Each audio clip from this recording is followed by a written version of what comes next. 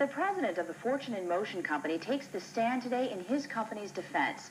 David Kalyunuk was questioned by state prosecutors about the travel certificates his company sells. Kalyunuk calls Fortune in Motion a multi-level marketing company.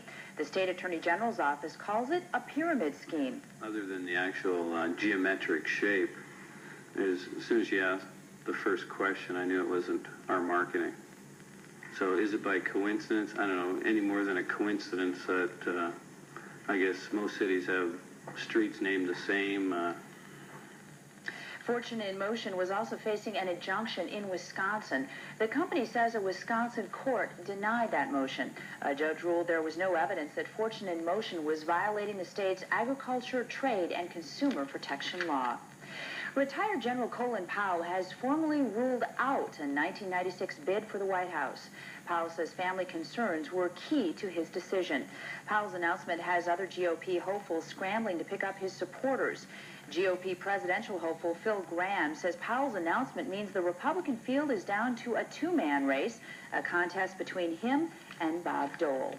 But political analysts predict Dole will come out the real winner. That feeling is echoed by at least one Iowa Republican. I think it's going to create more momentum for his campaign and give him a stronger boost, both in Iowa and in New Hampshire, with Powell stepping out now. Absolutely. But another prominent Republican who is trying to make political hay out of Powell's announcement is Newt Gingrich. Gingrich says the chances are even greater now that he will seek the Republican presidential nomination. After local government elections yesterday, at least one eastern Iowa city is in for some big changes. Voters in Cedar Rapids elected 3 new council members and a new mayor. Come January, Streets Commissioner Don Thomas will be the only familiar face returning to the panel, and that could make for rough going at first.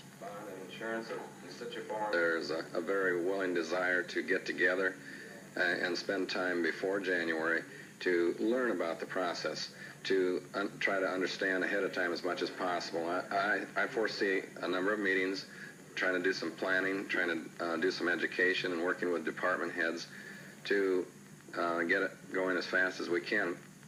One of the first tasks the new council will face is approving a $200 million city budget.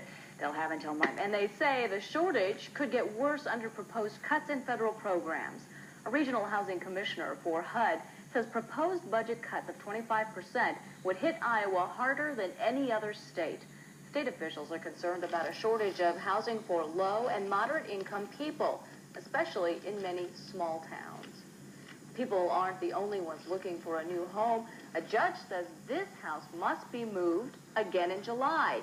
James Mashik moved the house from Kimball Avenue to the corner of Sonia Drive and Tammy Terrace in Waterloo. Some of the residents in the neighborhood filed a lawsuit against him, saying he violated deed covenants prohibiting 1.5-story homes.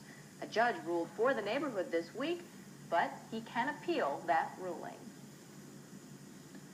All right, so let's go to Craig Johnson now for our first look at the weather, I believe. Yeah, it's rather chilly outside right now. Yes, it is very chilly outside. Dropped off in a hurry this evening. That's about to come